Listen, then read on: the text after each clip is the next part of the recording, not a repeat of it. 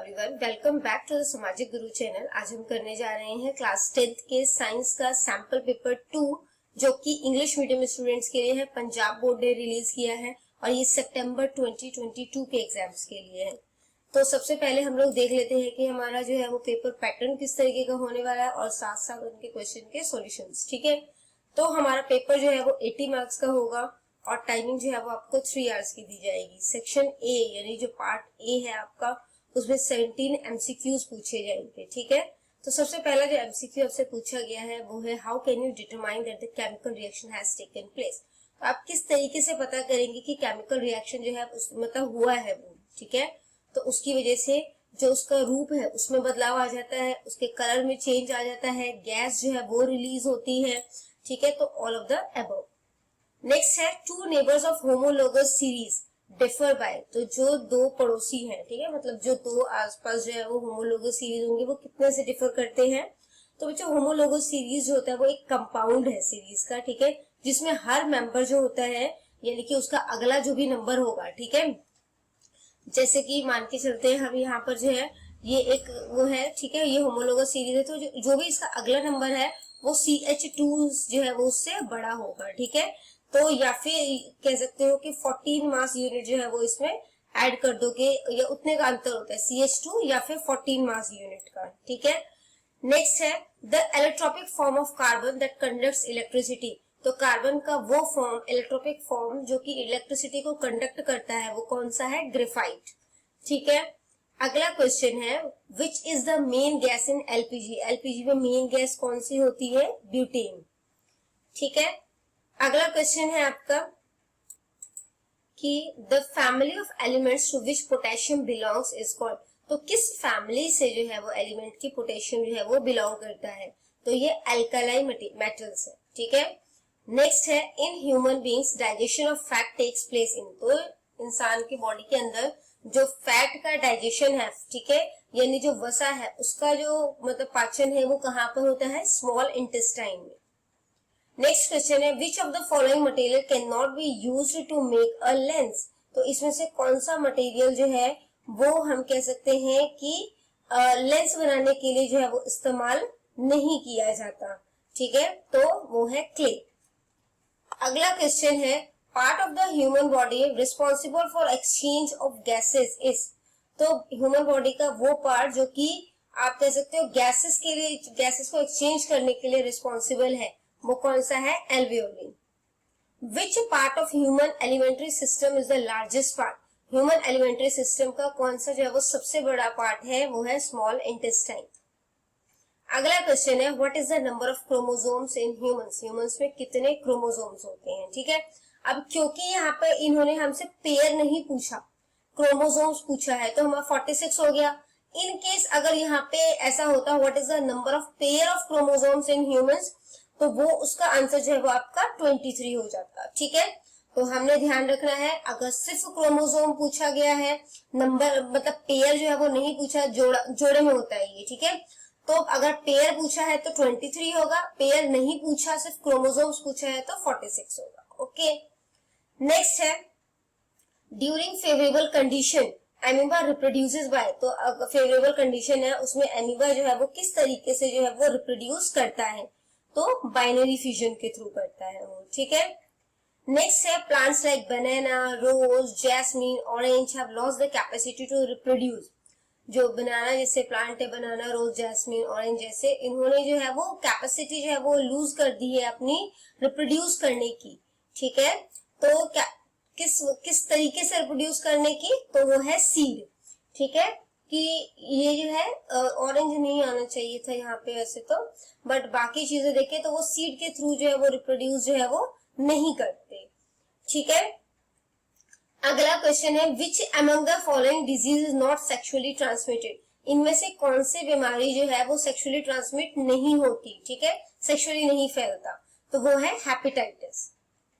Next है what should be the minimum speed of air to generate electricity by a wind energy farm. यानी कि wind energy farm जो है वहां पर इलेक्ट्रिसिटी जनरेट करने के लिए हवा के मिनिमम स्पीड जो है वो कितनी होनी चाहिए? ठीक है, तो ये हर जगह जो है वो विंड एनर्जी फार्म जो है वो सेटअप नहीं किया जा सकता। इसके लिए मिनिमम स्पीड जो है हवा की वो 15 किलोमीटर पर आवर की होनी चाहिए।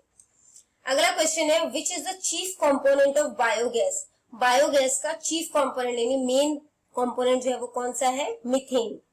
अगला है which of the following has the highest calorific value. इसमें से सबसे ज्यादा कैलोरीफिक वैल्यू जो है वो किसमें होती है, एलपीजी में। ठीक है। अगला है a steam engine converts the heat energy of the steam into, ये स्टीम इंजन होता है वो हीट एनर्जी को किस में कन्वर्ट करता है, तो वो करता है मैकेनिकल एनर्जी में। आगे बढ़ने से पहले अगर आपको हमारी वीडियोस पसंद आती है, हमारी वीडियोस आपके लिए किसी भी तरीके से हेल्पफुल है, तो चैनल को फटाफट से सब्सक्राइब कर दो, क्योंकि यहाँ पर इस तरीके का हेल्पफुल कंटेंट हमेशा ही अपलोड होता रहता है। पार्ट बी जो है इसमें आपसे 12 क्वेश्चन पूछे जाएंगे, 2 मार्क्स के क्वेश्चन है। ठीक है, यानी 24 मार्क्स का पार्ट बी है आपका। सबसे पहला क्वेश्चन पूछा गया है कि न्यूट्रिशन क्या होता है। ठीक है, तो न्यूट्रिशन जो है वो is the process of taking in food, यानी कि न्यूट्रिशन में हम खाना जो है वो खाते हैं और कन्वर्ट करते हैं इट इनटू एनर्जी, और इस खाने को जो है वो हम एनर्जी में बदल देते हैं। And other whittle nutrients required for life, और दूसरे जो मतलब कि जरूरी जो है वो न्यूट्रिएंट्स है जो लाइफ के लिए जरूरी है उसमें जो है वो कन्वर्ट कर देते हैं। ठीक है। अगला है what is an homologous series. Homologous series जो है वो क्या होता है, तो होमोलोगस सीरीज होता है वो कंपाउंड है सीरीज की with the same general formula, जिसमें फॉर्मूला जो है वो सबका जो है वो लगभग सेम है। ठीक है, usually varying by a single parameter such as length of carbon chain. तो इसमें जो है वो मतलब किस तरीके से डिफर करता है, इन सबका जो पैरामीटर है वो कार्बन चेन मतलब सिंगल पैरामीटर है इन सबका, और ये सभी कार्बन चेन की लेंथ होती है। Compound within a homologous series typically have a fixed set of functional group that gives a similar, तो यहाँ पे homologous series के अंदर इन सबके जो है वो केमिकल जो है और फिजिकल प्रॉपर्टी जो है वो सिमिलर होंगी, एक जैसी होंगी। ठीक है, जैसे कि मिथेन, इथेन, प्रोपेन, ब्यूटेन, ये सारे ही जो है वो एल्केन होमोलोगस सीरीज का पार्ट है। अगला क्वेश्चन है what do you mean by reflection of light. Reflection of light से आप क्या समझते हो। When a ray of light approaches a smooth polished surface and the light ray bounces back, it is called the reflection of light. जब light जो है, अब हम इसके लिए एक डायग्राम बना लेते हैं। मान लो यहाँ पे एक मिरर है, ठीक है, तो जब यहाँ पे जो है वो लाइट जो है, ठीक है, जो इंसिडेंट रे है वो इस मिरर से टकरा कर जो है वो वापस बाउंस उसी डायरेक्शन में हो रही है। ठीक है, यानी कि ये हमारा हो गया इंसिडेंट रे, ठीक है, और ये हो गया हमारा रिफ्लेक्टेड रे, उसी डायरेक्शन में बाउंस हो रही है, तो उसको हम क्या कहते हैं, रिफ्लेक्शन ऑफ लाइट। ठीक है, नेक्स्ट है what would be the electron dot structure of carbon dioxide. Carbon dioxide का तो आपसे क्वेश्चन पूछा गया है कि what would be the electron dot structure of carbon dioxide. तो कार्बन डाइऑक्साइड जो है उसको हम कैसे लिखते हैं, उसको हम लिख सकते हैं CO2। ठीक है, तो यहाँ पर जो है ये कार्बन डाइऑक्साइड है। अब हमें क्या पता है कि कार्बन का एटॉमिक नंबर जो होता है वो कितना होता है, 6 होता है। ठीक है, तो कार्बन का जो है वो एटॉमिक नंबर अगर 6 हो गया तो उसका इलेक्ट्रॉनिक कॉन्फ़िगरेशन जो है वो कितना हो जाएगा, वो पहले वाले में 2 आता है, बाद में जितना बच जाएगा वो 4 हो गया, यानी कि जो 4 है वो जो है वो इलेक्ट्रॉन की वैलेंसी है।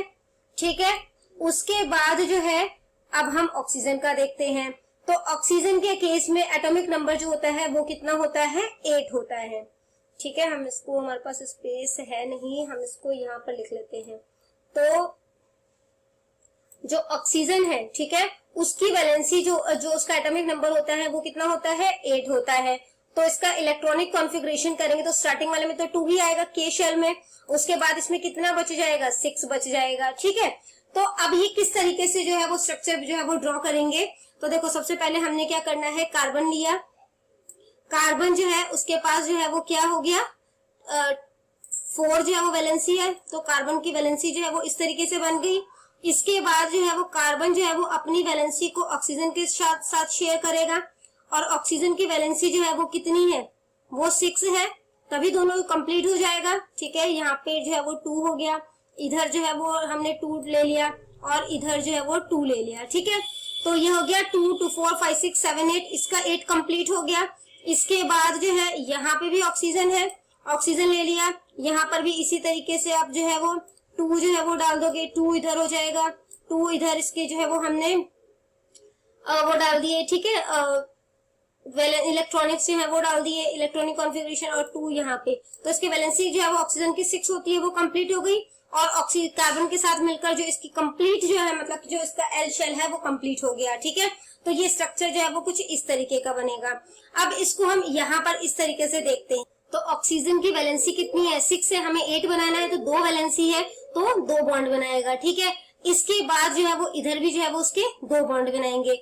जो कार्बन की वैलेंसी है वो 4 की है, तो वो 4 कंप्लीट हो रहा है, 1 2 3 4 यहाँ पे कंप्लीट हो, तो कार्बन की वैलेंसी जो है वो यहाँ पे कंप्लीट हो गई, ठीक है। कार्बन की कंप्लीट जो है वो 8, वो मतलब कि 8 बॉन्ड जो है वो कंप्लीट हो जाएंगे। इसके बाद यहाँ पे ऑक्सीजन का 4 बॉन्ड इधर हो गया, ठीक है, 1 2 3 4, और यहाँ पे जो है 5 6 7 8, तो ऑक्सीजन का भी कंप्लीट हो गया दोनों साइड में। तो ये जो है वो मतलब कार्बन डाइऑक्साइड का ये भी डॉट स्ट्रक्चर है, ये भी डॉट स्ट्रक्चर है। आप एग्जाम में ये प्रेफर करना बनाने के लिए, ठीक है। अगला क्वेश्चन जो है वो देखते हैं। इसमें बोला गया है कि ट्रॉपिक लेवल्स क्या है, आपने फूड चेन का एग्जांपल देना है। तो ट्रॉपिक लेवल क्या होता है, the various step in a food chain where transfer of food energy takes place are called trophic level. तो फूड चेन का जो अलग अलग स्टेप होता है जिसमें जो एनर्जी है वो एक इंसान से या कह सकते हो एक जीव से दूसरे जीव में ट्रांसफर होता है, उसको ट्रॉपिक लेवल बोला जाता है, ठीक है। Producer formed by green plants from first trophic level in a food chain.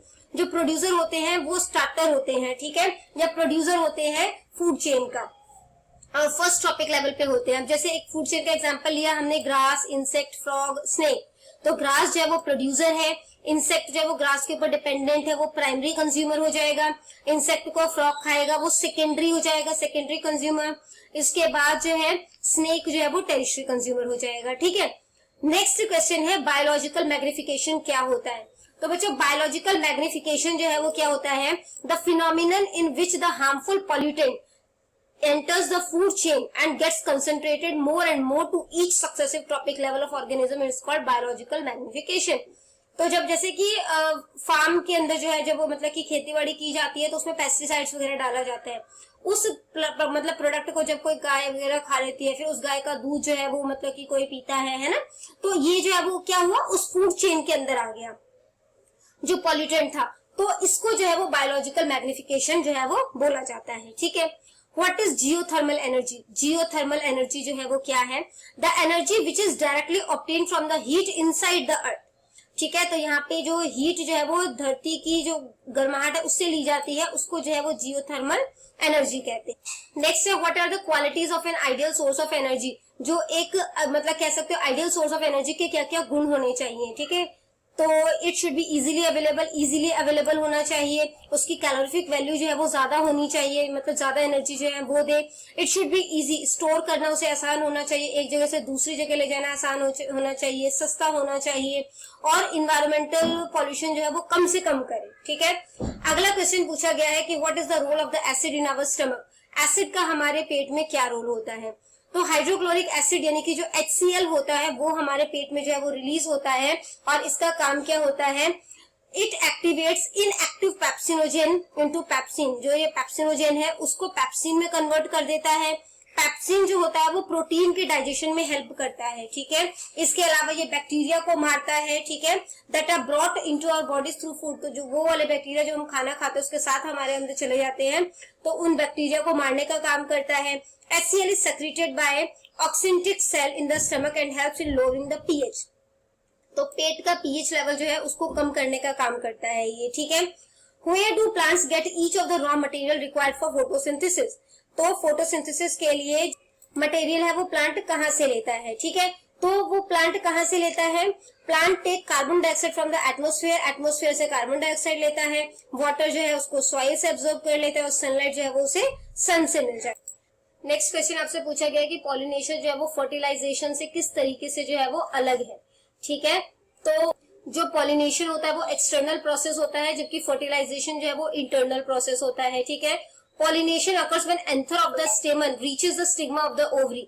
तो पॉलिनेशन कब होता है, जब एंथर जो है, ठीक है, स्टेमन का जो एंथर होता है वो ओवरी के स्टिग्मा तक पहुंच जाता है। जबकि फर्टिलाइजेशन जो है वो कब होता है, जब स्पर्म जो होता है वो ओव्यूम को फ्यूज कर देते हैं, ठीक है, एग को फ्यूज कर देते हैं।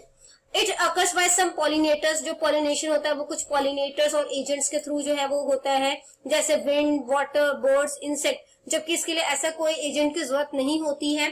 Fertilisation takes place when a pollen tube enters the ovule, तो यहाँ पर जो है वो ovule, this is seen in the case of plant. यहाँ पे इस तरीके का आप इतना ही लिख देना चाहिए, ठीक है, ये सारी लाइन जो है वो काट देना कि इस तरीके के जो है वो किसी भी एजेंट की इनको जो है वो जरूरत नहीं होती।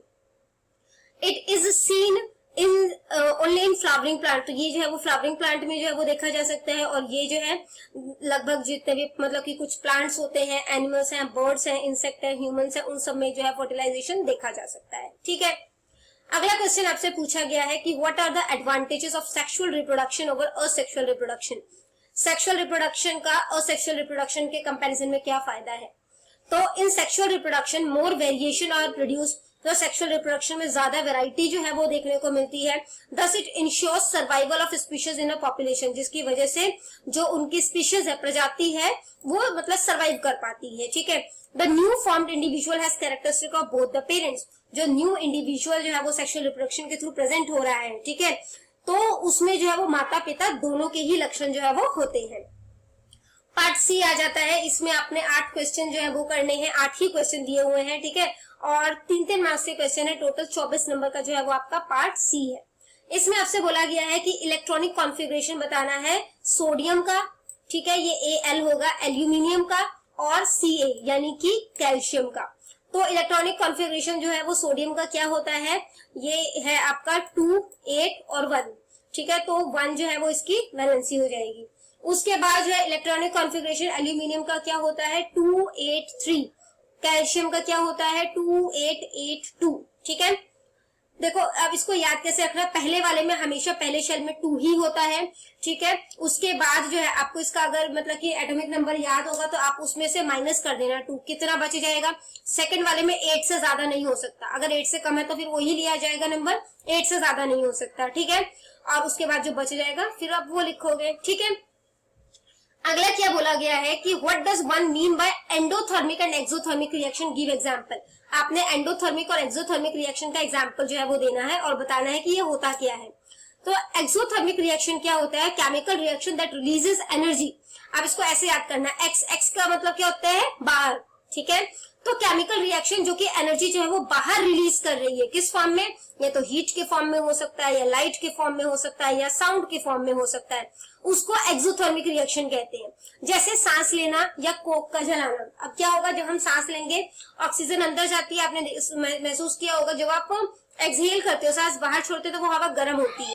जबकि एंडोथर्मिक रिएक्शन क्या होता है, रिएक्शन दैट एब्जॉर्ब्स एनर्जी, ये एनर्जी को एब्जॉर्ब कर लेता है, ठीक है, और require energy in order to proceed. तो मतलब जो भी इसने काम करना है उसके लिए जो एनर्जी इसको चाहिए तो उसमें जो मतलब उसको यूज करता है, इसको एंडोथर्मिक रिएक्शन कहते हैं। जैसे reaction of Coke with steam, Coke का स्टीम के साथ रिएक्शन, फोटोसिंथेसिस रिएक्शन, ठीक है। तो यहाँ पर आप सिंपली ये याद रखो कि ये एब्जॉर्ब करता है एनर्जी को, जबकि एक्सोथर्मिक रिएक्शन जो होता है वो रिलीज करता है एनर्जी को, ठीक है।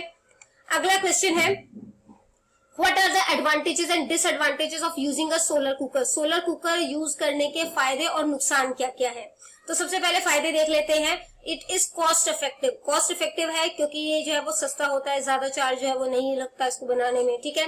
ये पॉल्यूशन जो है वो क्रिएट नहीं करता।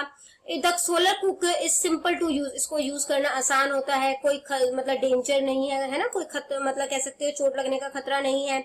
The nutrient in food are not eliminated और डैमेज, तो जो न्यूट्रिएंट है फूड के, ठीक है, जो पोषक तत्व है वो जो है वो इसमें खत्म नहीं होते या उनको नुकसान नहीं पहुंचता, ठीक है। अब इसके नुकसान क्या है, सोलर एनर्जी जो है उसको आप हर टाइम ये अवेलेबल नहीं होता, ठीक है। सोलर कुकर की जो डायरेक्शन है उसको सन के फेस के सामने ही रखना पड़ता है, तो मतलब आपको कुकर जो है वो बार बार अपना घुमाना पड़ेगा। It can not be use to cook anything, ये हर चीज आप इस पे नहीं बना सकते हो, ठीक है। What are the advantages of nuclear energy, nuclear energy का क्या क्या फायदा है। A large amount of energy is produced per unit mass, तो हर यूनिट मास पे काफी ज्यादा एनर्जी जो है वो रिलीज की जा सकती है। Nuclear power plant produces less atmospheric pollution, कम जो है वो एटमॉस्फेरिक पॉल्यूशन जो है वो क्रिएट करता है as compare to thermal power plant. जो थर्मल पावर प्लांट होते हैं, ठीक है, उनके कंपैरिजन में बहुत कम जो है वो पॉल्यूशन क्रिएट करता है। If the nuclear fission reaction is perform properly, अगर न्यूक्लियर फिजन जो है वो सही तरीके से रिएक्ट किया जाए तो, ठीक है। अगला है small amount of nuclear fuel can run a nuclear power plant over a long period of time. थोड़ी सी हुई क्वांटिटी न्यूक्लियर फ्यूल की काफी लंबे टाइम तक जो है वो न्यूक्लियर पावर प्लांट को जो है वो रन कर सकती है। अगला क्वेश्चन आपसे बोला गया है how many structural isomers can you draw for pentane. Pentane के लिए आप कितने जो है वो आइसोमर्स जो है वो ड्रॉ कर सकते हैं। तो हम 3 तरीके के कर सकते हैं। एन पेंटेन जो कि इस तरीके का है, ठीक है। इसके बाद है आइसोपेंटेन जिसे मिथाइल ब्यूटेन भी बोला जाता है, इस तरीके का स्ट्रक्चर बनेगा उसका। और फिर है नियोपेंटेन जिसका स्ट्रक्चर जो है वो इस तरीके का बनेगा। अगला क्वेश्चन आपसे पूछा गया है एरोबिक और एनारोबिक रेस्पिरेशन में क्या अंतर है, ठीक है। तो एरोबिक रेस्पिरेशन जो होता है ये ऑक्सीजन के प्रेजेंस में, यानी उसके लिए ऑक्सीजन की जरूरत होती है, जबकि जो एनारोबिक रेस्पिरेशन होता है उसमें ऑक्सीजन की जरूरत नहीं होती, ठीक है। इसमें जो है एरोबिक रेस्पिरेशन में गैसेस का एक्सचेंज होता है, ठीक है, जबकि यहाँ पर गैसेस का एक्सचेंज नहीं होता। ये जो है वो साइटोप्लाज्मा और मिटोचॉन्ड्रिया में होता है, और जबकि जो है ये साइटोप्लाज्म में होता है सिर्फ। यहाँ पे जो ये जो है वो क्या कार्बन डाइऑक्साइड और वाटर रिलीज करते हैं, और ये जो है वो अल्कोहल के साथ कार्बन डाइऑक्साइड रिलीज करता है। इट यूज इसमें जो है वो काफी ज्यादा अमाउंट में जो है वो एनर्जी रिलीज होती है, जबकि एनारोबिक रेस्पिरेशन में एनर्जी काफी कम होती है, ठीक है। नेक्स्ट क्वेश्चन है what is the role of saliva in the digestion of food. खाने को पचाने में सलाइवा यानी जो हमारा थूक है उसका क्या रोल होता है। Saliva contains a digestive enzyme called salivary amylase. तो सलाइवा के अंदर जो है एक एंजाइम जो कि सलाइवरी एमिलाइज होता है, जो कि आप कह सकते हो स्टार्च को शुगर में कन्वर्ट कर देता है, ठीक है। इसके अलावा सलाइवा के जो काम है वो ये है, ये हमारे माउथ को लुब्रिकेट करता है, ठीक है, उसमें नमी बनाए रखता है। खाना जो है वो स्वेलो यानी निगलने में हमारी हेल्प करता है, हमारे दांतों को जो बैक्टीरियल इन्फेक्शन से बचाता है, और जो है ये फूड डाइजेशन में जो है वो हेल्प करता है, ठीक है। अगला क्वेश्चन है what are the changes seen in the girls at the time of puberty. Puberty के टाइम पर लड़कियों में क्या क्या बदलाव जो है वो देखने को मिलते हैं। तो उनकी आवाज जो है वो पतली हो जाती है, मेंसेस जो है वो शुरू हो जाते हैं, ठीक है। उनके आर्म पेट और प्यूबिक एरिया में जो है वो बाल जो है वो उगने शुरू हो जाते हैं। उनके ओवरी का साइज जो है वो बढ़ जाता है। ज्यादा से ज्यादा जो है आप कह सकते हो स्किन जो है वो ऑयल जो है वो सेक्रेशन करना शुरू कर देता है, जिसकी वजह से पिंपल्स बनने जो है वो शुरू हो जाते हैं। नेक्स्ट आ जाता है पार्ट डी। इसमें जो आपने 3 क्वेश्चन अटेम्प्ट करने हैं, 5-5 नंबर के क्वेश्चन है, टोटल 15 मार्क्स का है। इसमें आपको चॉइसेस दी जाएंगी, ठीक है। तो सबसे पहला क्वेश्चन जो पूछा गया है वो है व्हाई डू स्टार्स ट्विंकल। जो तारे हैं वो क्यों चमकते हैं, टिमटिमाते क्यों हैं। Stars twinkle due to atmospheric reflection of light. तो ये जो है वो एटमॉस्फेरिक रिफ्लेक्शन ऑफ लाइट की वजह से ऐसा होता है। स्टार्स जो है वो हमसे काफी ज्यादा दूर है ना, यानी हमसे दैट मीन्स अर्थ से काफी ज्यादा दूर है। Hence they are considered as point source of light, और इसी वजह से ये हमें एक मतलब डॉट की तरह से जो है वो दिखाई देता है, पॉइंट सोर्स ऑफ लाइट है। When the light coming from stars enter the Earth's atmosphere, तो ये लाइट जो हमारे अर्थ के एटमॉस्फेयर में एंटर करती है ये रिफ्रेक्ट हो जाती है, ठीक है। Because of the variation in the air density at different level of the atmosphere, तो अलग अलग जगह पर जो है वो अलग अलग एयर डेंसिटी, कहीं पे हाई डेंसिटी होगी, कहीं पे लो डेंसिटी होगी, है ना। तो the light intensity entering in our eyes changes regularly. तो ये जो है वो मतलब कि कहते हो कि हमारी आंखों में जो जाते हुए ये लाइट जो है कभी जो है हाई की तरफ जाएगी, कभी लो की तरफ जाएगी, तो वो टिमटिमाते हुए हमें नजर आएंगे, ठीक है। इसका बी पार्ट है why does the sun appear reddish early in the morning. तो सन जो है वो हमें जो है वो रेडिश जो है वो क्यों नजर आता है, ठीक है। मॉर्निंग के टाइम में दिन की जब शुरुआत होती है उस टाइम में हमें रेड सन क्यों नजर आता है। During sunrise the light rays coming from the sun have to travel a greater distance in the earth atmosphere before reaching our eyes. तो सनराइज के टाइम में सन की जो रेज है उसको काफी ज्यादा ट्रेवल करना पड़ता है हमारे अर्थ के एटमॉस्फेयर में भी, और अर्थ के एटमॉस्फेयर से होते हुए हमारी आईज में एंटर करने में। In this journey the shorter wavelength of lights are scattered. तो इसमें जो लाइट जो सनलाइट है उसकी जो शॉर्टर वेवलेंथ होती है वो बिखर जाती है, ठीक है। एंड ओनली लॉन्गर वेवलेंथ, जो लॉन्गर वेवलेंथ है जैसे रेड, ऑरेंज, येलो, सिर्फ वही हमारी आंखों तक पहुंच पाती है, और इस वजह से हमें जो है मॉर्निंग के टाइम का जो सन है वो हमें रेडिश नजर आता है, ठीक है। या तो ये दोनों क्वेश्चन अटेम्प्ट करने थे, या लास्ट के जो 2 हैं।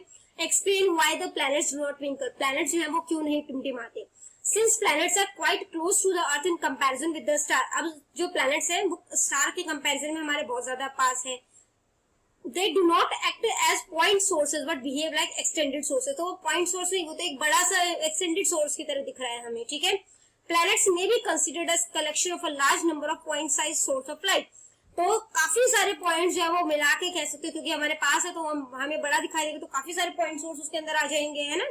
The total net deviation in amount of light entering our eyes from different point size is 0।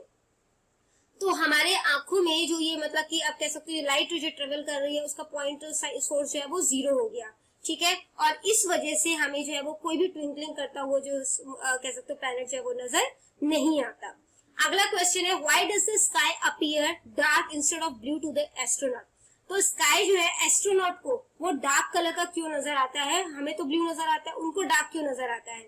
The sky appears dark instead of blue to an astronaut because there is no atmosphere in the outer space that can scatter the sunlight। क्योंकि वहां पर कोई भी atmosphere नहीं है, ठीक है, space में, जो कि सनलाइट को स्कैटर बिखेर सके। As the sunlight is not scattered, क्योंकि सनलाइट जो है वो स्कैटर नहीं हो पा रही, बिखर नहीं पा रही, तो no scattered light reaches the eyes. तो एस्ट्रोनॉट की आंखों में कोई भी स्कैटर्ड लाइट नहीं जाएगी, जिसकी वजह से स्काई जो है वो उन्हें ब्लैक नजर आएगा, ठीक है। अगला क्वेश्चन है, व्हाट इज हाइड्रोजनेशन। हाइड्रोजनेशन क्या होता है, इसका इंडस्ट्रियल एप्लीकेशन क्या है। तो हाइड्रोजनेशन जो है वो एक प्रोसेस होता है जिसमें कि जो मतलब कि हाइड्रोजन को जो है वो अनसैचुरेटेड हाइड्रोकार्बन के साथ जो है वो ऐड किया जाता है।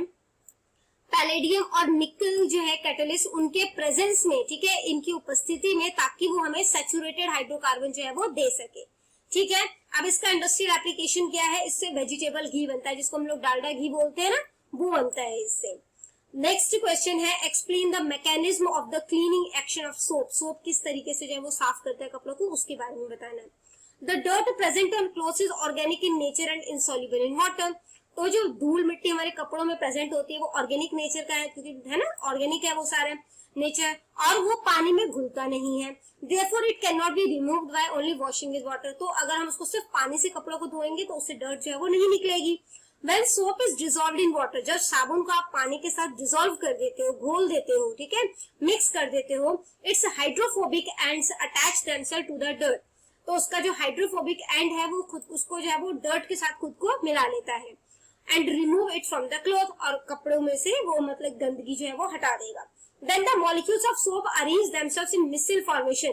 तब जो सोप के जो मॉलिक्यूल्स हैं, ठीक है, वो जो है वो मिसल फॉर्म में जो है वो कन्वर्ट हो जाएंगे और डर्ट को ट्रैप कर देंगे, ठीक है, at the centre of the cluster. These micelle remain suspended in the water, the dirt particles are then easily rinsed away by water। तो ये जो मिसल है ये पानी से हट जाते हैं, तो जब आप इसको जो है वो मतलब कि वॉश करोगे पानी से, साबुन से धोने के बाद, तो जो डर्ट है वो सारा जो है वो रिमूव हो जाएगा। 40th क्वेश्चन है आपका, what are the difference between internal and external fertilisation. Internal और एक्सटर्नल फर्टिलाइजेशन में क्या डिफरेंस है। तो इंटरनल फर्टिलाइजेशन जो होता है वो इन नाम से तो चल रहा है, इन बॉडी के अंदर होगा, ठीक है। एक्सटर्नल फर्टिलाइजेशन जो होता है उसमें जो स्पर्म है, मेल गैमेट है, और जो फीमेल गैमेट है, ओव्यूम है, वो बॉडी के आउटसाइड अकर होता है, यहाँ पे फ्यूजन जो होता है उसका, ठीक है। यहाँ पे सर्वाइवल रेट जो है एम्ब्रियो की इंटरनल फर्टिलाइजेशन में वो हाई होती है, जबकि इंटरनल फर्टिलाइजेशन में वो काफी ज्यादा लो होती है। यहाँ पर जो डेवलपमेंट होता है वो बॉडी के अंदर ही जो है वो मतलब कि इनसाइड द बॉडी होगा, ठीक है, यानी एम्ब्रियो जो है वो बॉडी के अंदर ही डेवलप करेगा, जबकि यहाँ पे जो एम्ब्रियो है वो आउटसाइड ऑफ द बॉडी जो है वो डेवलप हो। इंटरनल फर्टिलाइजेशन में एग की मात्रा कम होती है, जबकि एक्सटर्नल फर्टिलाइजेशन में एग की मात्रा ज्यादा होती है, ठीक है। तो इसका एग्जाम्पल जो है वो फ्रॉग हो गया, और इंटरनल फर्टिलाइजेशन का एग्जाम्पल जो है वो इंसान हो गए, जानवर हो गए, या शार्क वगैरह हो गई, ठीक है। नेक्स्ट क्वेश्चन है, what are the differences between asexual and sexual reproduction. Asexual और सेक्सुअल रिप्रोडक्शन में क्या फर्क है। तो असेक्सुअल रिप्रोडक्शन जो है वो यूनिपेरेंटल होता है, यानी यहाँ पे सिर्फ एक ही पेरेंट होगा, ठीक है। यहाँ पर जो है वो बाई पेरेंटल होता है, दो जेंडर होते हैं, ठीक है, मेल और female. Gametes are not produce, यहाँ पे गेमेट्स जो है वो प्रोड्यूस नहीं होता है, यहाँ पे गेमेट्स जो है वो प्रोड्यूस होता है। यहाँ पे कोई फर्टिलाइजेशन जो है वो नहीं होता है, यहाँ पे फर्टिलाइजेशन जो है वो होता है, ठीक है। यहाँ पे जो है क्योंकि यूनिपेरेंटल है तो सिर्फ एक पेरेंट का जो है कैरेक्टरिस्टिक यानी लक्षण आएगा, यहाँ पे बाई पेरेंटल होते हैं इसलिए दोनों के ही लक्षण आएंगे, ठीक है। जो multiplication is very rapid and take less time, यहाँ पे मल्टीप्लिकेशन बहुत तेजी से होता है और कम टाइम लेता है, जबकि यहाँ पे इतना तेजी से नहीं होता और ज्यादा टाइम लेता है। The number of offspring produced may very from 2 to many। यहाँ पे जो बच्चे होते हैं, ठीक है, या मतलब कह सकते हो जो नेक्स्ट जनरेशन होती है वो 2 या 2 से ज्यादा हो सकती है, और यहाँ पर जो है the number of offspring produce is comparatively lower. यहाँ पे जो है वो मतलब कम होती है क्वांटिटी में लोग, ठीक है, जो मतलब ऑफस्प्रिंग्स है उनकी नंबरिंग कम होती है। तो यहाँ पर आपका वीडियो हो जाता है खत्म। इन केस आपको कोई भी डाउट है तो आप कमेंट सेक्शन में क्वेश्चन कीजिए, आपको रिप्लाई मिल जाएगा। Thank you very much.